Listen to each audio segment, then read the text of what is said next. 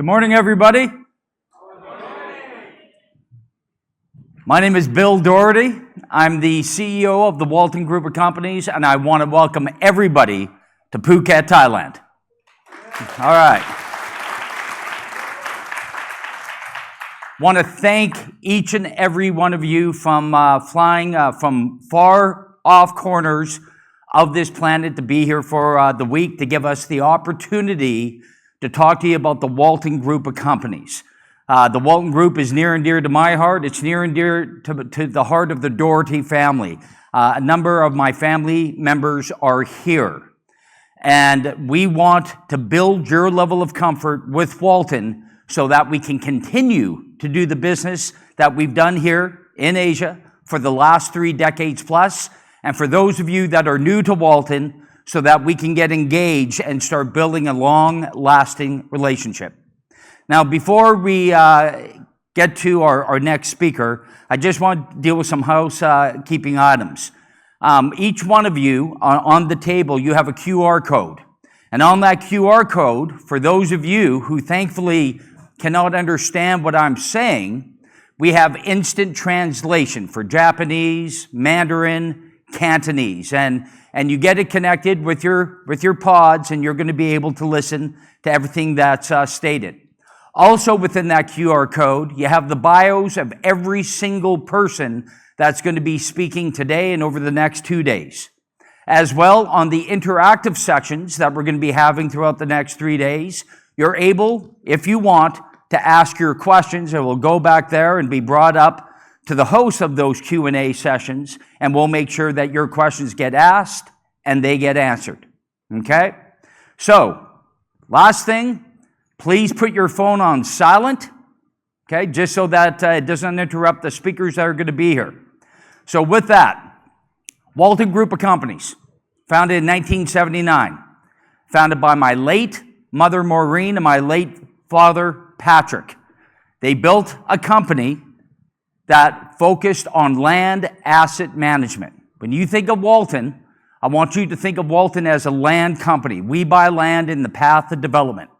Humble beginnings with 14 acres on the west side of the city of Calgary. We now control, own, manage over 90,000 acres of land in Canada and throughout that southern smile of the United States, with the nose in that smile being in Colorado. I have my brother, Michael, and my sister, Siobhan, here. They are my fellow shareholders in the company, and we get along. In case any of you are wondering, we get along very well. But we also have the third generation of the grandchildren of the founders that are now a part of the company. And I have my nephew here. His name is Shane Doherty. He's out in the audience someplace. And I'm very happy and I'm very proud to say that your next presenter is my oldest daughter, Katie Doherty. And Katie, if you'd come up here, and Katie's going to take you through.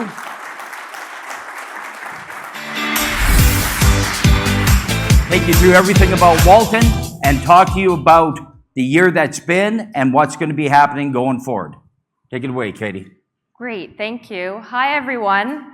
As my dad said, thank you so much for coming out. I'm very happy to see all your faces. I said hi to a few of you last night, and I'm sure I'll be interacting with all of you over the next 2 or 3 days. It should be a good couple weeks. I hope you've enjoyed yourselves so far. I'm just going to give an overview of who we are at Walton, what we do, and our year-to-date, our 2025 highlights and successes.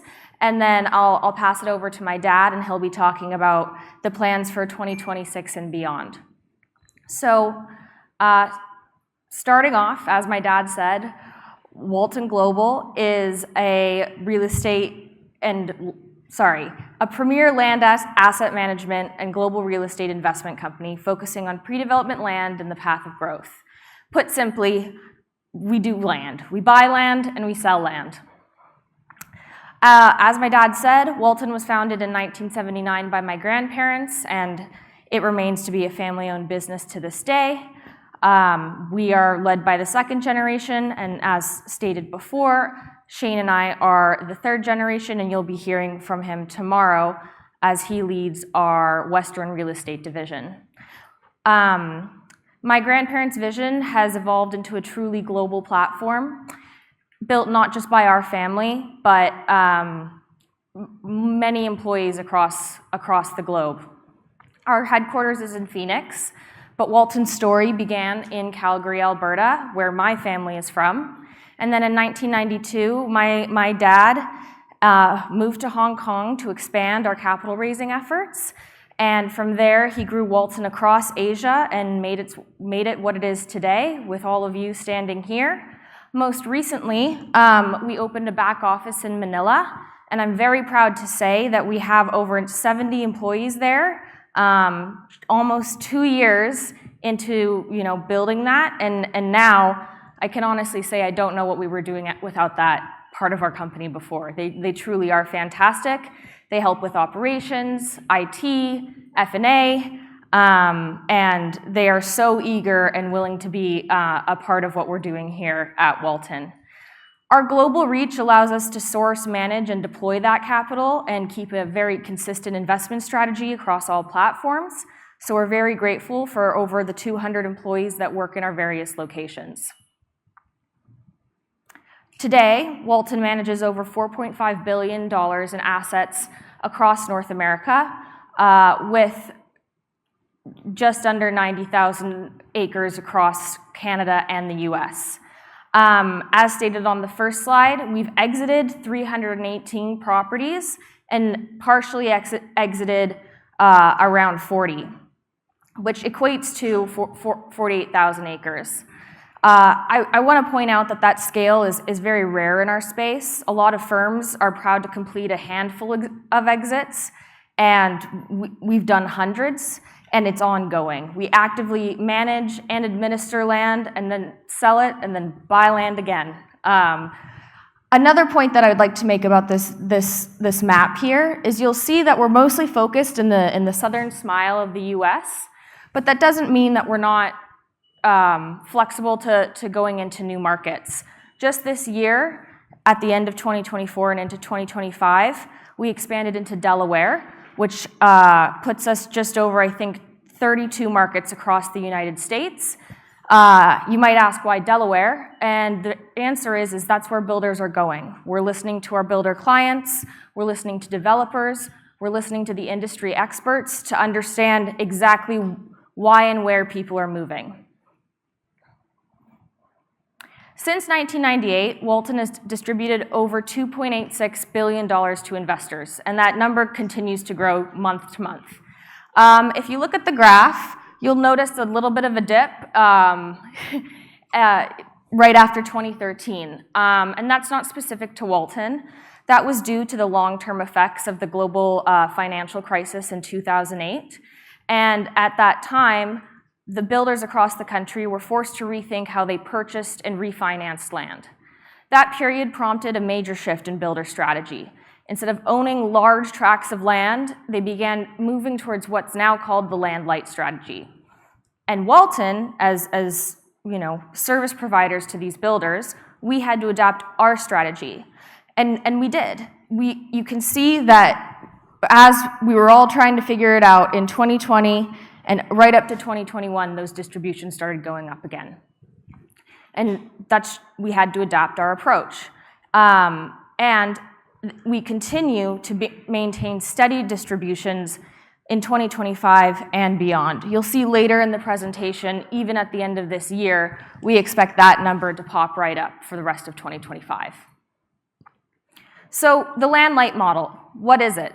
It's a capital-efficient strategy so builders can control lots and land without actually owning it and putting it on their balance sheet.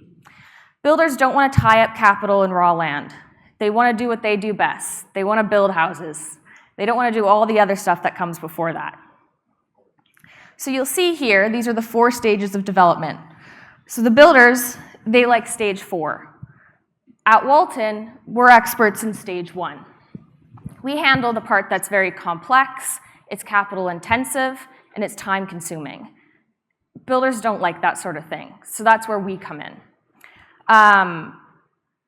Allowing us to take care of stage 1 and work with developers in stage 2, they're able to preserve capital and improve a return on equity, and they can respond in a faster amount of time with growing markets. Overall, they're avoiding the long-term carrying costs and entitlement periods, which allows us to do what we do best, which is partner with developers, planners, engineers, and take that land from raw to ready to put a shovel in the ground. So these are the builders that we work with across the country. You'll see that we have transactions or deals with 13 out of the top 20. Our number 1 and our number 2 client are the number 1 and number 2 builder in the nation, who in 2024 accounted for 25% of all US land closings across the country. And those two builder clients are D.R. Horton and Lennar. Our relationships aren't specific to them. We have them across the country in various different aspects, and we try and maintain daily, weekly, monthly conversations with their divisional offices and their corporate offices to ensure that we have long-standing relationships and we're picking the right builder for the right asset in the right location. All of that, everything I just described, that's the land side of the business. The real estate structure, the builders, the developers, that's the land part. The other side of what we do is capital. The investment structures that allow all of you to participate in the same growth we're trying to get for our builders and other industry partners in the US. So on that investment side, we're talking about cash. Our business structure operates on income structures and growth structures, which can meet different investor objectives in the US and across the globe. Our income products fall under what we call the Builder Land Finance Program, which will provide quarterly or semi-annual distributions, very, very comfortable, steady. Who doesn't like seeing regular money come into your bank account? I know I do. And this program is backed by top-tier home builders. It's a great solution for investors seeking exposure to US real estate with consistent and steady returns. And then we have our growth structures, which target longer-term appreciation with a higher return potential. These include Walton Land Investment products and our Delaware Statutory Trusts, which are available to our US investors. The hold periods are a bit longer than our other structures, but they've proven to be extremely successful in our 45 years of experience. This is what we've been doing since the beginning. And our performance data shows that we are successful with that. This is our track record of all pre-development land projects we've done. This also includes our Builder Land Financing Program. Altogether, if you convert Canadian dollars and US dollars together, we have over $1.1 billion realized and $2 billion unrealized in our pipeline. That's spread across bulk sales, phase takedowns, every type of option agreement you can think of, and BLF. So that being said, I want to talk about 2025. So far this year, we've exited or partially exited just over 2,400 acres across our portfolio. That represents continued progress in converting our assets into realized value for our investors. At the same time, we've acquired just over 1,000 new acres, representing around $34 million in price. And these are all in targeted US growth markets, like Delaware, as I mentioned earlier. This balance between new acquisitions and active exits keeps things dynamic, ensuring that we deliver value on both sides. By the end of September, we reached $159.9 million distributed to investors, which was driven by $229 million in exits. Those results reflect the strength of the current market. We've seen multiple projects exit over the full year, and we're planning on exiting more between now and the end of the year. A major highlight on the capital side was a $450 million agreement with a US hedge fund out of New York, investing into our builder land finance program, and particularly the finished lots. That's one of those shovel-ready programs, ready for builders to come in, put a shovel in the ground, and start building. I want to take a moment, though, to focus on that $229 million number. There's 4 projects that actually account for 80% of that so far. These examples represent those strong financial outcomes, but also illustrate, I think, how we think about monetizing various assets in various different regions.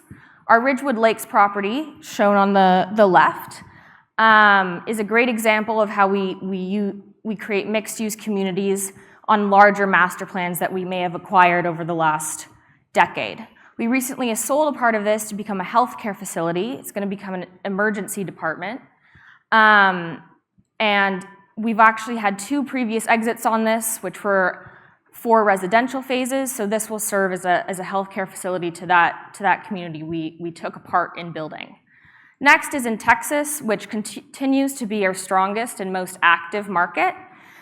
This exit was closed in May 2025, and this is an example of our bread and butter. This is a residential master plan, and it includes single-family neighborhoods, commercial space, and green spaces for the residents that will live there.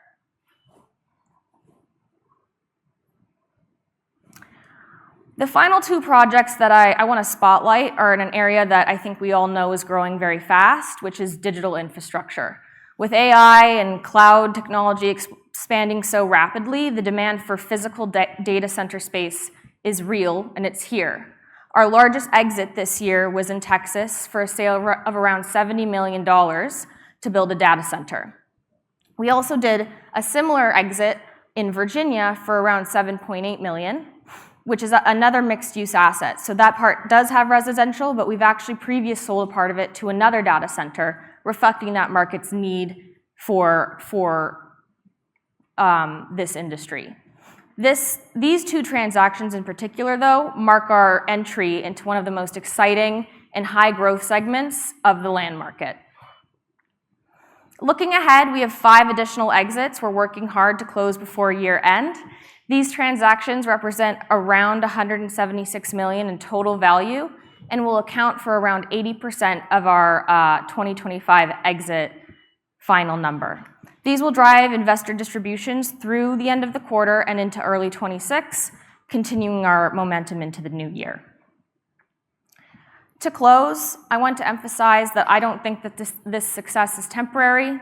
Our global exit pipeline stands just at over $2.2 billion, covering around 44,000 acres at various stages of agreement. So you'll see there's the LOI, the draft agreement, and most importantly, the $1.8 billion in signed agreements. These are active transactions with builders and institutional buyers across the whole country, and we're consistently, I proudly would like to say, maintaining this number of $1.8 billion over the last year. It really hasn't shown any signs of slowing down, and it really, if you ask me, and I think Bill will expand on this, it's accelerating.